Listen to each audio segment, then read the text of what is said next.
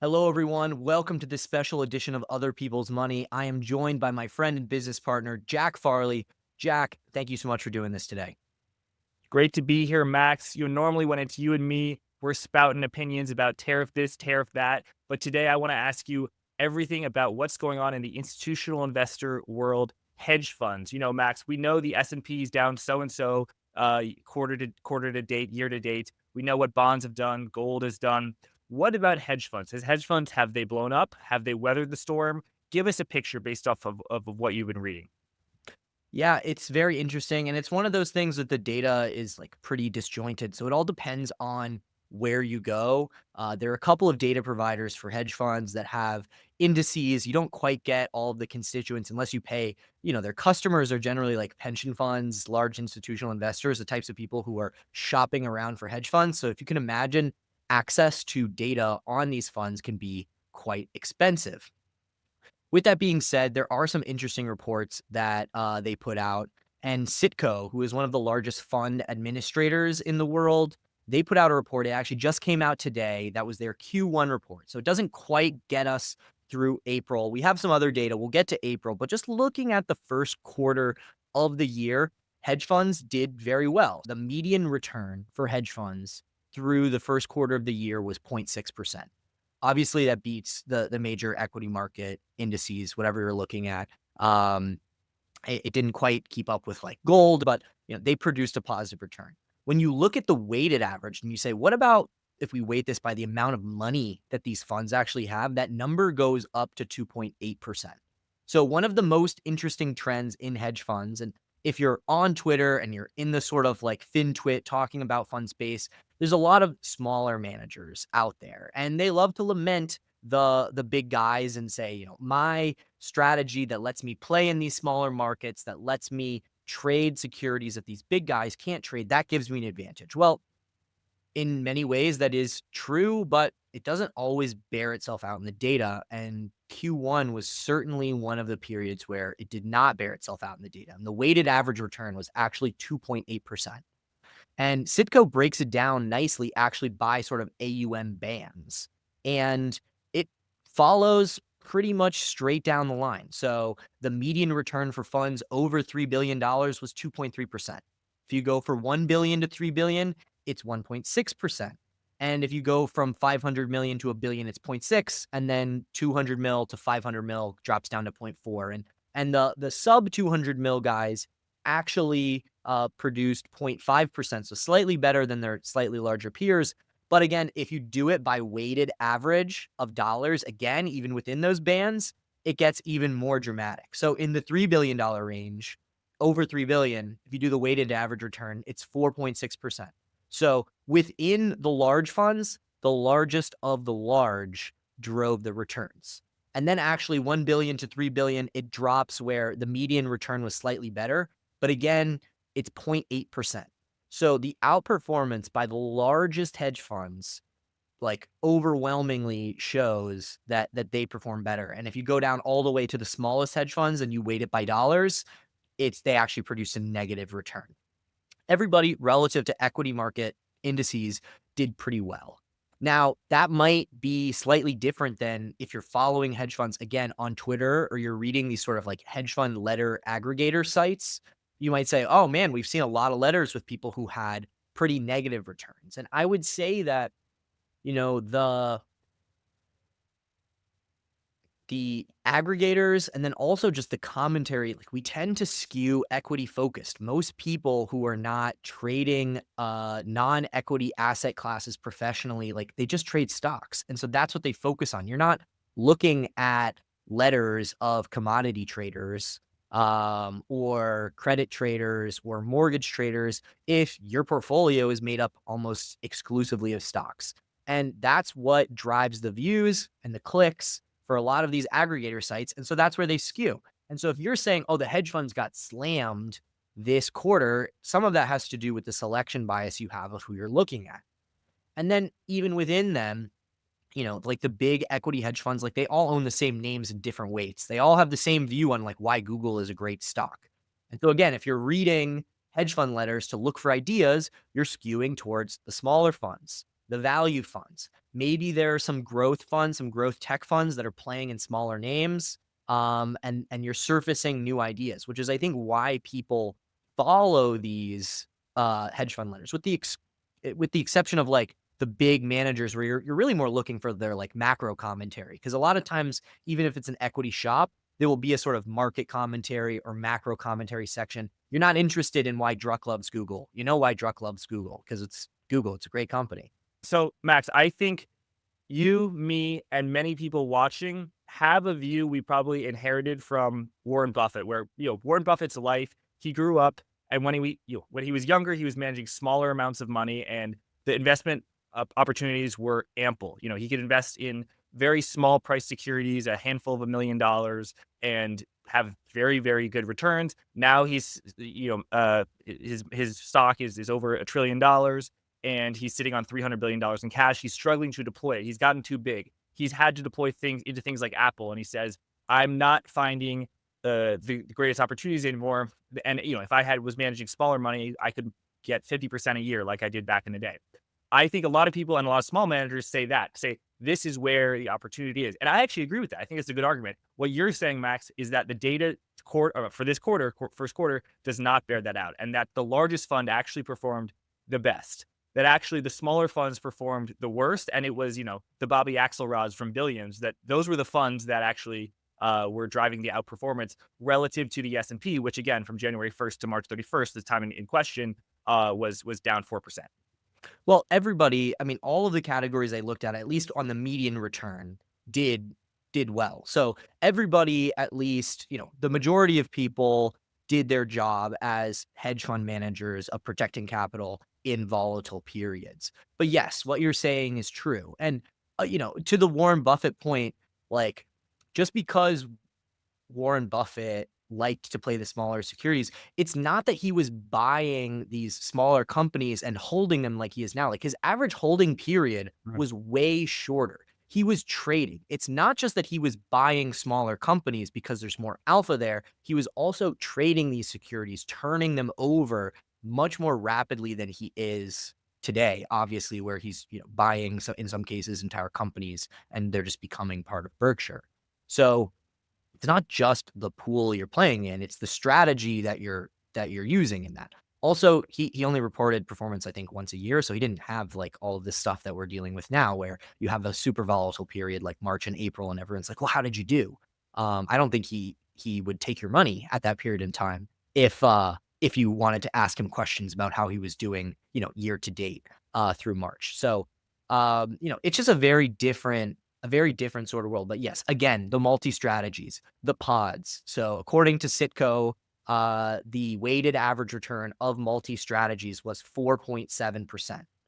The next best category of weighted average return was global macro. Now, their weighted average return of 4.5% is much, much higher. In both cases, are higher than the median return. So showing that the biggest of the big did the best in those particular categories. And actually the only, strategy that they have broken out is event driven, which was down 2.8% with a weighted average return of negative 3.4%. And so that usually, I mean, that's a lot of merger arb funds. So if you could imagine you are as a merger arb fund, you've got some merger that you think is going to go through. One of the securities trades at, a discount to the price that the other company has said they're willing to pay. And that's like known as the spread or the yield that you can get, based off of how long it's going to take for that, transaction to close. Well, those merger arb spreads blew out when the market got more volatile. They're often known for taking on like a lot of liquidity or a lot of leverage in these trades to try and like juice the yields. Like you could have something that it trades at a 5% discount to the price that this other company has said they're willing to pay. Um, and, if it takes a year, it's maybe like not that attractive of a return. But if you're able to put a bunch of leverage on that and you have 100% confidence that that deal is going to close and you're going to get that 5%, you can lever that up and that can start to become attractive to investors. So, a lot of leverage in those particular strategies. So, in a period where people were degrossing and reducing leverage, you're seeing event driven underperform. Um, But yeah, I mean, a lot of people are saying like, when is this death knell for pod shops going to come through? And this was not the event that was going to be the death knell for pod shops. And some of that had to do with the fact that they actually like we had a pretty big down day in the market earlier in March, really before tariffs. Obviously, they were part of what was spooking the market and the new policies coming out of Trump, but it was not Liberation Day, sort of post Liberation Day volatility. And a lot of the pods actually kind of did their degrossing like in that period before we even got to April. And so looking forward now to April, we don't have obviously the month end numbers yet as we record this on April 28th, but the preliminary data coming out of these funds is that they are doing okay. And so we didn't see even that Liberation Day event be the sort of knockout punch for pods. Well, we don't know, right? So the data is ends on March 31st, 2 days before Liberation Day. You're saying that the pods and the hedge funds outperformed the market for the first quarter of underperformance from January 1 to March 31st. And what is your level of confidence that they have outperformed for April as well? I mean, is it knowable? Yeah, it is relatively knowable. Um, and when you say outperformed, I mean, it all depends. Like, the market, I think the NASDAQ is now up on the month of April. It all depends on what you're looking at. But HFR is another data provider. They have the HFR hedge fund indices where they have the whole hedge fund industry indexed. They also have different sub strategies indexed in their sort of mid April update that they gave. They have macro down 3.96%. So they did a mid-April update. It came out on April 22nd and it had through April 15th. And their overall absolute return index was down 42 bips. Event driven was down 89 bips. Equity So this is hedge. for Q1 or April? This is for April, for the Okay. halfway through April. Okay. So the macro index, so those funds that actually performed pretty well in the Citco data kind of actually underperformed a little bit through the beginning of April. But equity hedge, market neutral strategies. Yeah, equity market neutral through their mid-quarter update, which when you hear equity market neutral, think multi-strat. Even Why? though it's because that's a lot of what they do. I mean, they're increasingly layering in a lot of things. So there is but market neutral stock trading is the core of what the multi-strats are known for. So they now have like market neutral credit strategies, they have distress strategies, they have macro strategies. But if you think about like the number of dollars, the amount of dollars that these large multi-strategy hedge funds are putting to work, I think it's still largely, fundamental equity market neutral strategies. So the HFR equity market neutral index through April was up 11 bips. So I'm Now, sorry to be fanatic, but market neutral, that is technically one strategy, it's not multi-strategy. yes, it's not You're saying multi-strat. it's like 50 to 60%. Like a lot of it is a lot of multi-strategy is market neutral. Yes, and also specifically when people are talking about the pods, like that is the core of what they're talking about, which gets back to my point about like people talk about hedge funds with this like very broad sort of terminology. They say, "Oh, hedge funds are down," or hedge funds is like even we're struggling here to like articulate what even pod shops really are, but a lot of it is equity market neutral. Yeah, I think Um, an aspect of at least some multi-strategy is relative value fixed income. That will be interesting to watch because of the blow up in the basis trade. Well, we don't know that there were blow ups in the basis trade. We just know that the spreads that the basis trades traders trade was widened significantly in early April, particularly like April 8th or April 9th. Both cash treasuries relative to futures, but also um, swap spreads relative to cash bonds and futures. And that's an interesting thing. Like, was it China and Japan selling, or was it Citadel with their incredibly levered fixed income portfolio? We just don't know. Relative value multi-strategy index was down 70 basis points through mid-April. So, yes, and fixed income convertible arbitrage was down 79 basis points. Event-driven special situation. So again, those sort of merger arb trades were also down. Not down as much as the NASDAQ, which was down Mhm. 2.75% through this period. And that is one of the things that happens with these funds that have, very low exposures, is that when you have like the NASDAQ bouncing like it has since April 15th, they don't have that beta to be able to participate, which is the reason that they're so focused on protecting against drawdown, because they don't have the V-shaped bounce and recovery that the rest of us who are just long all the time have. And also, I would, want to caution people about the 6 foot tall man who drowned in the river that was on average 5 feet tall, or 5 feet deep. Like, just because, relative value was up 50 basis points, that could be most funds were up 1% and one fund got annihilated and was down 100%.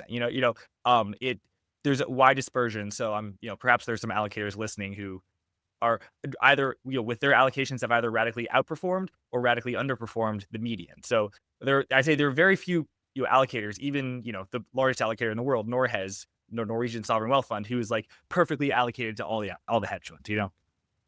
Correct. And then, even still, the long volatility index, so the funds that are positioned to benefit from spikes in volatility, obviously they've done really well. Some of them are better than others at managing years like 2024. And so it's really easy to say, oh, look at how well long volatility performed this year and forget about 2024. I mean, I was going through letters to see if there are any interesting letters at the beginning of this. I looked at one fund and I was like, wow, they were up 20% in Q1. It's a great Q1. And then you look back at the track record and it's just pretty poor over the long haul. So you do, in these periods, you're going to have funds that have great long-term track records that were, caught off guard by tariffs and have performed negatively, year to date. And then you're going to have funds that over the long term, like, are really mediocre, don't justify their fees whatsoever, and are up 20% this year. And they're going to be out banging the drum, on how great they are. And I'm not saying that long volatility is one of those strategies at all. But I do believe that when you have these periods of wide dispersion in performance, it's important to also zoom out on those periods of performance. I mean, and even like SEC rules around it. There's a marketing rule for hedge funds. Most hedge funds are restricted from marketing to the public because they're 506 um 506Bs. That's what most hedge funds are. But even still, when they market behind closed doors to people that they verified are accredited investors, the disclosures they give have to be accurate and complete. So it might be accurate that you were up 20% in Q1, but if you ignore the fact that your long-term performance is negative, then it's not complete. And so there's a lot of rules around why you can't, as a hedge fund manager, just go be like, we just had the greatest month of all time and go market that performance when it's not reflective of your strategy's performance as a whole. And earlier, Max, you hinted at the letters that people may be reading now. They tend to be from, I'll call them the value bros, and those value bros probably manage a few hundred million, maybe single digit $1 billion.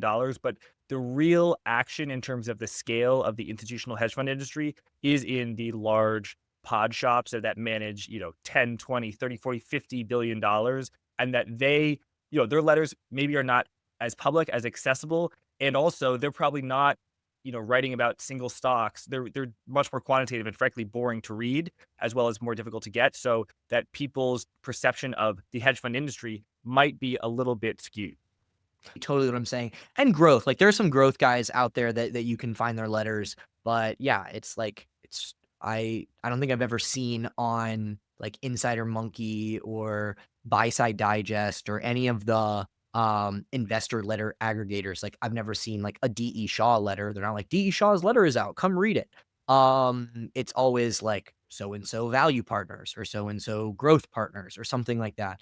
And those are the letters that read well, that are good light reading before bed, to go and find new stocks if you are a retail or semi-retail investor, because that's what's going to make it into your portfolio. You're not going to be putting on like, specific like curve. Even if you were able to find like the great macro shop guys, like, are you going to be trading like the intricacies of the yield curves of like specific European countries and Eastern Europe, like you're not. So even if they did do a write up on it, like, are you putting on that trade? So nobody's clicking on it. And then there's no reason for the websites to carry it, which is why it doesn't make its way out there. And I'd also point out that trading is obviously its own skill, and having macro narratives that are correct is one thing, and generally like outsized performance. If you crush the market, your thesis is right and you trade the market right. But I'd like to say on monetary matters, like my guests, since January have generally seen things pretty clearly in terms of getting the macro right. And I feel good about having served our listeners in that regard, my listeners in that regard. But I'd say probably there are people at Citadel who probably didn't get the macro right, but because they are such precise quantitative traders and risk managers, they have delivered performance to their investors and in a risk adjusted way, satisfy their investors without getting the macro right. And also, someone could have listened to Monetary Matters and, had a macro thesis that was right and traded poorly. So trading is its own skill, and that's what hedge funds are. And Max, I think I'm a little bit skeptical. Like I think Ken Griffin of Citadel himself has said that we've reached peak pod shop. So, I don't think that trillions of dollars can be into pod shops and they continue to, develop superior risk adjusted returns. But I think so far, pairing what I'm seeing this in Q1, they have somewhat earned their reputation as able risk managers. Is that fair to say? Yeah, and of course, like, we're having this conversation now after what has been an extremely volatile Q1 and an even more volatile April. In January, the conversation about hedge funds was, why do they even deserve any money whatsoever? Because look how good the S&P 500 did. Look how good the Nasdaq did. Look how good Bitcoin did in 2024. Who needs these guys? You can just go buy assets and it's all hunky dory. Fair, but Um, also hedge funds often have a beta of lower than 1, and if the S&P, which has a beta of 1, is down a lot, of anything's gonna outperform. Something that has a lower beta is gonna outperform. Oh, of course, Yeah. of course, and again, that also comes back to, like, looking at one of the HFR indices, like, there's the equity market neutral index, and then there's the equity hedged index. So, within equity hedge, like, I don't even know, like, if you're 80% net long, are you hedged? Are you long bias? Like, where do you categorize yourself, and how do you end up in that bucket? Like, to be equity market neutral, I think you have to have a pretty tight exposure around beta of 0 to fall in that index. Within equity hedge, you could have funds that run like 25 net. You could have funds that run 50 net, which is why, you think like, oh, a fund is hedged, but what is that? It means different things depending upon the magnitude of the hedge and the exposure that you have. So it's it is an extremely difficult industry to keep track of unless you have all of the data or you have a Bloomberg terminal, and you have, data providers like Preqin and HFR or whatever that are, making it so that you can, truly like look at specific strategies and see how they perform. Because even though the data that we get here in these indexes, I don't know who all the constituents are. It's hard to say. At least with Citco, we can say, okay, well, these are funds that use Citco as their, administrator, which is a lot of major funds. But And it's Max, I'll say, even as people who don't have a Bloomberg terminal now, but used to, I think a lot of data, even if you're paying $25,000 a year for a Bloomberg terminal, you can't just get it. You have to also subscribe to the data on top of it. So it's more expensive than just a Bloomberg terminal, and also you have to have these enterprise subscriptions to Preqin or Eureka Hedge, Barclay, something as well. And we try and subscribe to what we can, and also as a media company, we get a lot of things for free, which is a bonus. But yeah, I totally agree. Very hard to keep track of. Yeah, but Bloomberg is getting better. Like they have increasingly been trying to get hedge funds to report their performance to Bloomberg. And so you are starting to see, like, again, in January, when people were kind of like dunking on the hedge funds as being like terrible and like why would you ever pay them the fees that they do? Like, a lot of the screenshots that were going around were actually Bloomberg screenshots of all of the top multi-manager funds, or Yeah, but I think that was from Bloomberg News that costs $40 a month. No, but you can get hedge fund. Like I used to work at a fund and we had a Bloomberg ticker. And if you had a regular Bloomberg subscription, you could put in the ticker and you would get the monthly returns in the tear sheet. So Okay, okay. Bloomberg is increasingly making, tracking private fund performance and making it accessible um, to their core like data customers. Got it. Max, one thing we haven't talked about is private equity. Obviously, the big news has been Yale and then Harvard announcing that they're selling their private equity stakes. Yeah, Yale Uh, has sold 6 billion. Harvard, as we record, is rumored to be selling. It's announced it may sell. So I don't think Harvard has actually, signed over and received the money. But yeah, Yale has sold, and it's a strange confluence of number one, uncertainty from tariffs.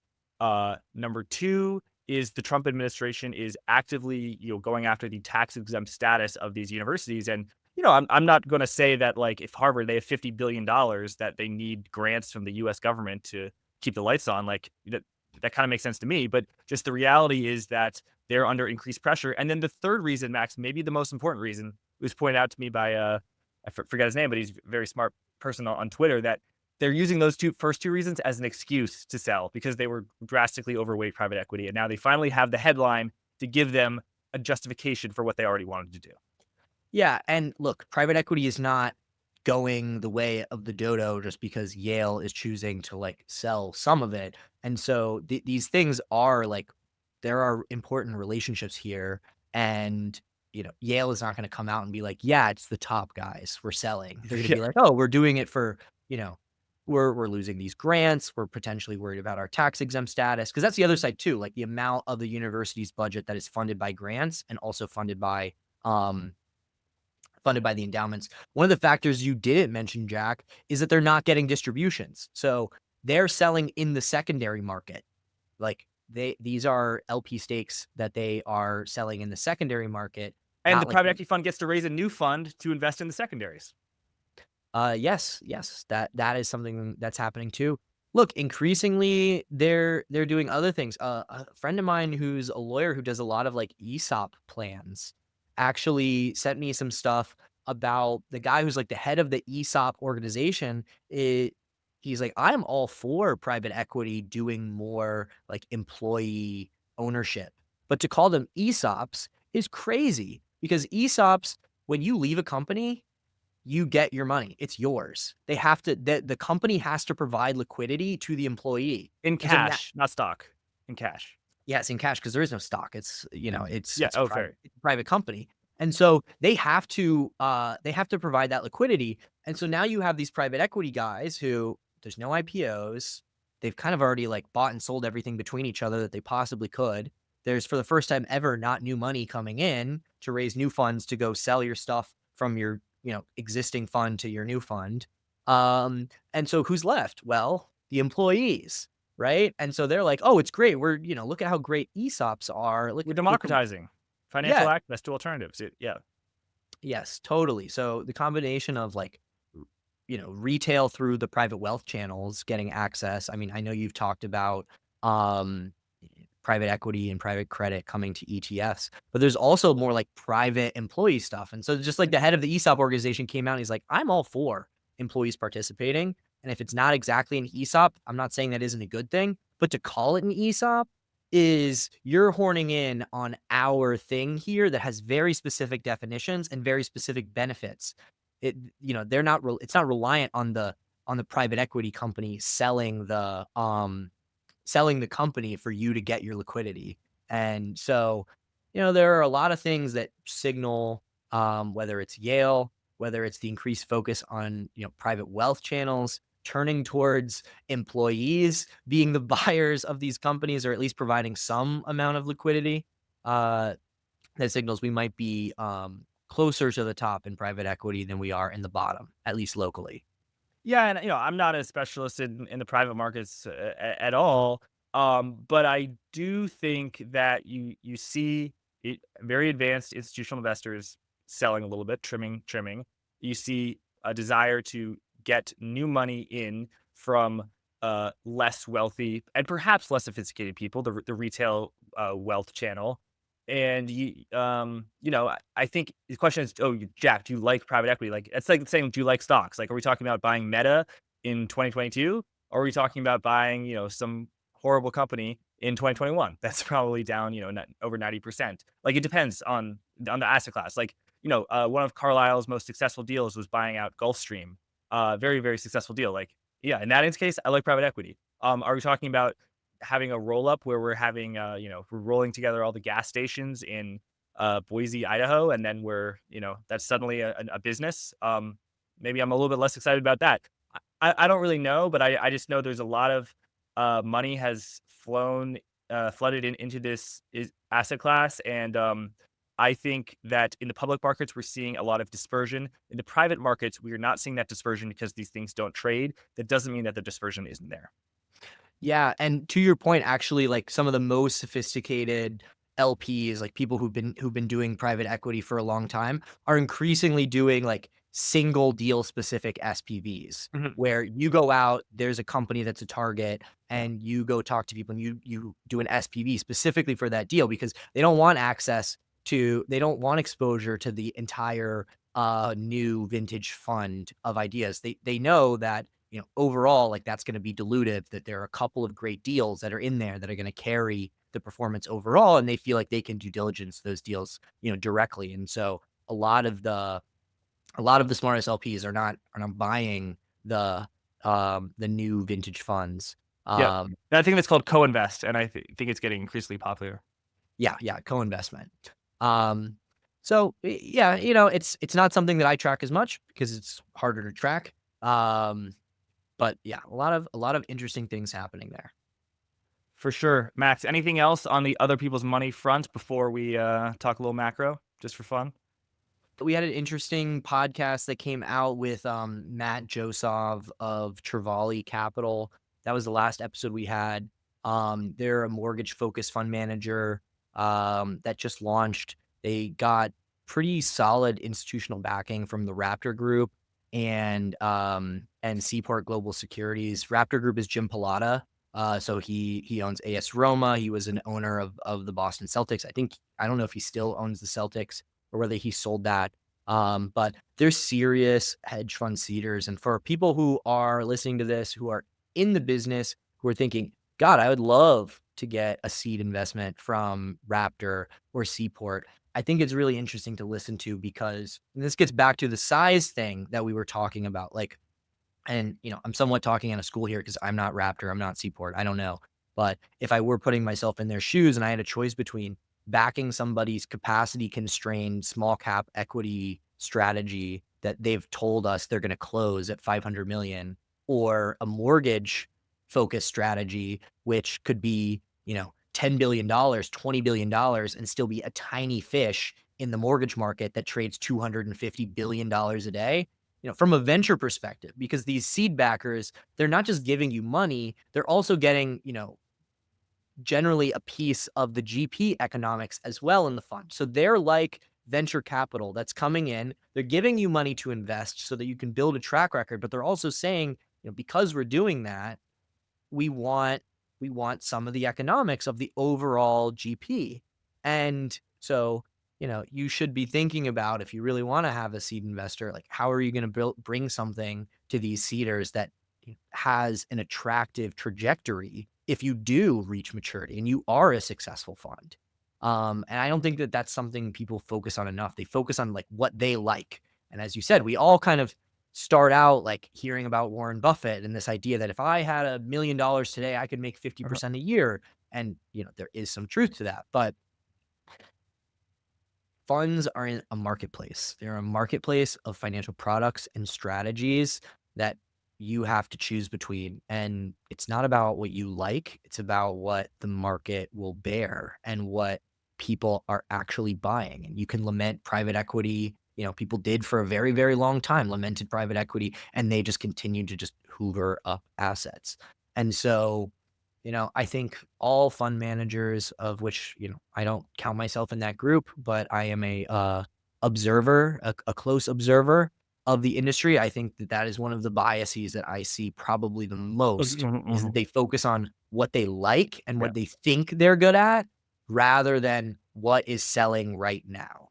Slightly more cynical, but I think true, is that there is a difference between what will perform well over the next 5 and 10 years and what is popular now. And sometimes it can even be a contrarian indicator that they are adversely or negatively correlated. For example, I bet relative value mortgage strategies were quite popular in 2005. By the way, the people you interviewed, it's my understanding that a lot of their risk is about extension risk, reinvestment risk, less so on the credit risk. So not like a 2008 type scenario, but those extremely, oh, I'm going to be levered 10 to 1 and I'm going to invest in very low quality subprime mortgages. That was quite a popular strategy in 2005. It obviously didn't end up well. Being a growth investor, investing in bubbly tech stocks was probably most popular right before the crash of the dot-com crash. And, people were mocking Warren Buffett in 99 and mocking the value investors who also had an extraordinary performance of 2000, to 2005. And I also think, Max, the value bias that a lot of the hedge funds kind of still have in terms of the people like reading the letters and, I think that is because sort of the not it wasn't the real birth of the hedge fund industry. I think that goes back to Alfred Winslow Jones, who was like long short back in the late 50s, early 60s. But I think that was really the birth of the modern hedge fund, like not George Soros, but of just people who got into the business and they just massively outperformed. And I think that it can be a little bit difficult for your perception if like every day the market's down 1% and your portfolio is up 1%. And so I think maybe there's a little bit of some value hubris going back to those early days of 2000 to 2003 when the Nasdaq was down 1% every day and the value stocks went up 1% every day. They update like these sort of like Bibles of value investing like regularly. And you can find some of the original editions. Like if you go back to like the original edition of securities analysis, back I think it's from the 30s, like they're talking about price ratios. And it's not that price ratios can't be useful to you, but they're saying like this price ratio is attractive and they're like single digit like price to dividend ratios, Mhm. you know? And so if you were to take somebody who read that in 1933 or whenever security analysis first came out, and you were to tell them about the multiples that people are paying today, like their head would explode. And so what is a value stock today? What people say, wow, that's trading so cheap relative to the market compared to what it was back then. Like we already like the world is already so different than it was, even 20 years ago. And we're following, these treatises that are uh in many cases approaching 100 years old now. That doesn't mean they still don't have lots of value, that could be, useful for managers, but, I do tend to think that, you need to evolve what you're doing to the modern environment. I completely agree. I think like yours, Max, my investment philosophy is still informed by what I consider to be value of things of intrinsic value, buying things that are for less than their worth. But to me, value is buying something, a stock no one's ever heard of, and you're buying it at a dividend yield of over 20%, and no one's ever heard of it, and it's a good stock. But whereas I think a lot of value managers are like, oh, the S&P multiple's at 19, and this stock has a multiple of 13, a price to earnings, and the stock is like a much lower quality company than you know the average company in the S&P. To me, that I don't think that is likely to work outside of macro periods where, you value does work, which is, highly cyclical environments. Yeah, and it's funny though, like, and you can even take people who like understand these things and have evolved their perspective on the market. Like, I think it was a couple weeks ago when the China tariffs had come out. It was before we had sort of the back off on it, and people were like, "Oh man, this is gonna crush Apple," right? And the market, Apple hadn't really been hit that hard by it yet. Yeah, I was short Apple at pretty much the relative lows and have covered at a loss. So, got some nice taxable losses. I think that in a world where China tariffs are 125% and there's no exemptions, I don't think that fundamentally is good for Apple, but I think that maybe that is such an adverse scenario for the entire world or maybe the US market. And eventually the Trump administration will realize, not realize, but I don't think the Trump administration and President Trump himself will be satisfied with that environment. So, I mean, there's just so much there's so much uncertainty, and I think that's I don't know. I don't think the lows are in, and on a short-term basis, I favor bonds over stocks. I also think that Max, we're recording on Monday, April 28th.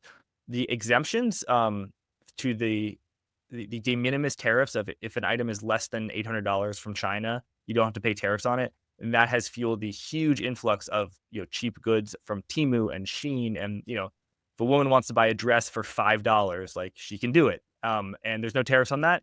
Those when on Liberation Day, when President Trump signed, that that all goes away on May 2nd. So I mean, what is that? Thursday or Friday? So I think either the President Trump will uh, I don't want to use the word cave, will reverse course on that and moderate, or I think Pinduoduo and all these Chinese companies that are massive beneficiaries of that are going to suffer massively. I'm struggling to see a third outcome of the Trump administration moderates or, if the Pinduoduo suffers massively. Like, I don't know. What do you think? You talked about it in your conversation about bank earnings, like uncertainty is the sort of like top word, I think, for earnings call transcripts right now. Like nobody really knows. Like we are going to start to get the data, starting towards like I think we'll get guidance. People will be adjusting guidance for Q2 towards the end of Q2 here into late June. So, we'll start to get some data on that. You know, I'm not I'm not gonna be able to play this guessing game. I felt pretty confident that, like, he was gonna do tariffs. They were gonna be serious, and they were gonna be greater than, what the market was ready for, and that was largely just based off of, like, everybody being like, "Oh, trade wars are good. Haven't you heard? We changed our mind on that."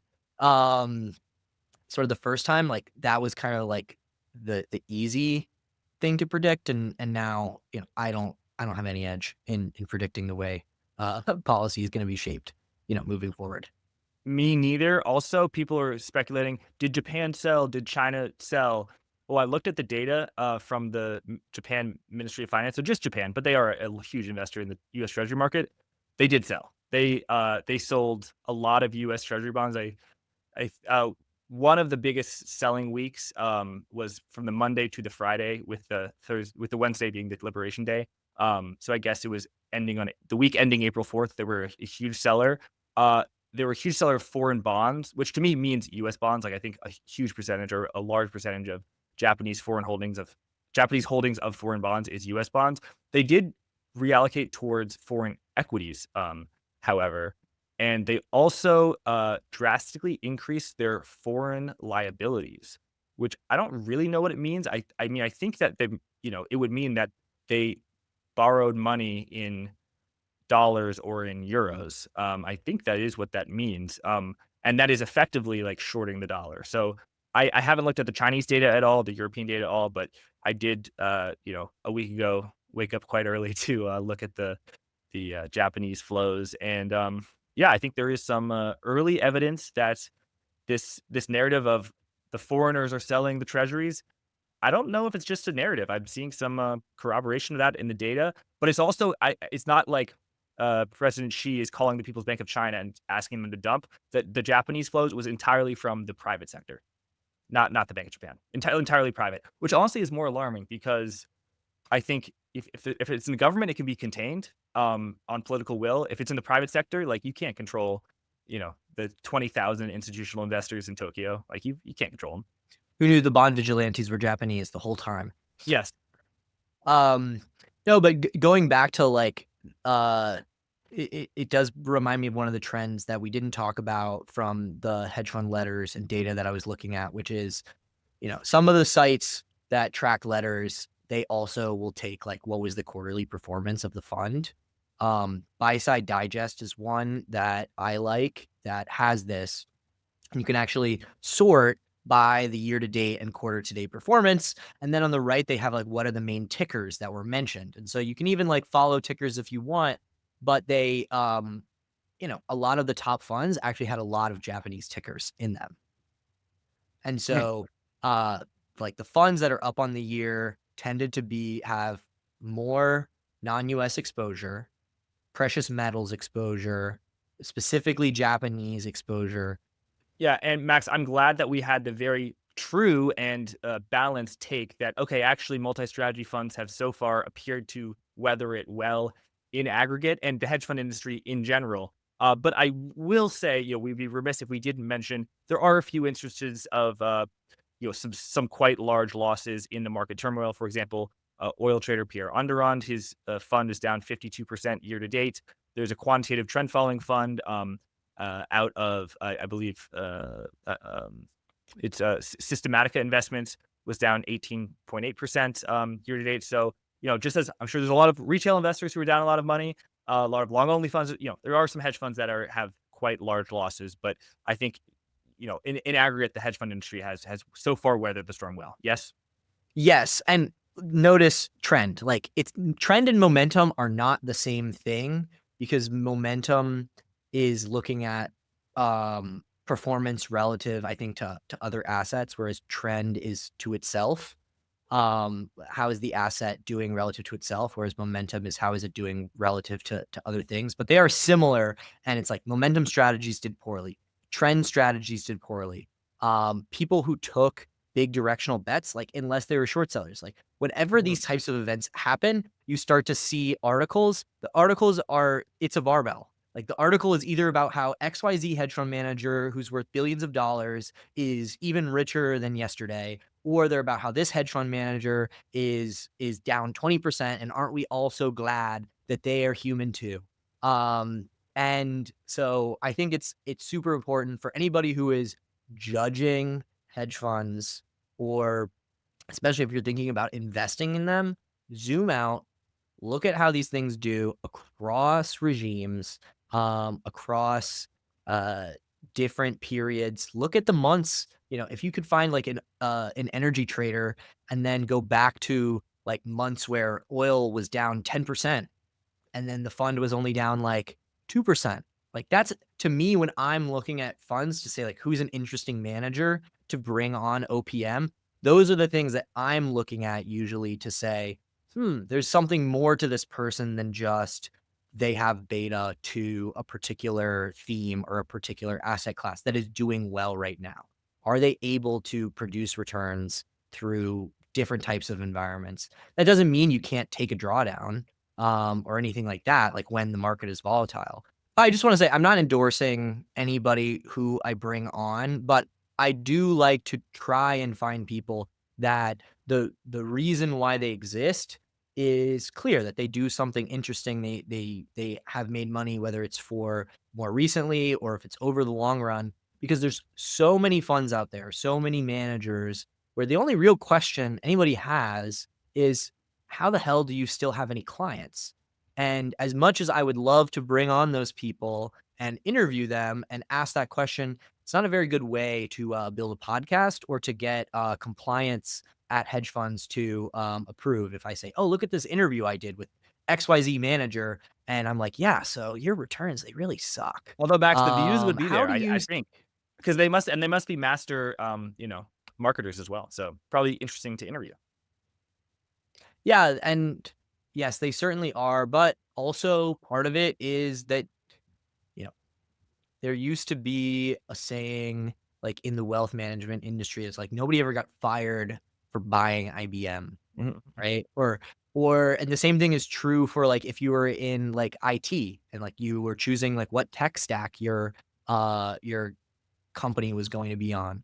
Like nobody in procurement ever got fired for choosing IBM to be the computer provider of your corporation. And the same thing is true in funds. If you go take a bet that everybody else is taking and you're wrong, you're with the field, you're with the pack. But if you go take a bet on a 2-year-old manager who has no track record and they don't quite have institutional scale or service providers, you are probably, you're taking some career risk.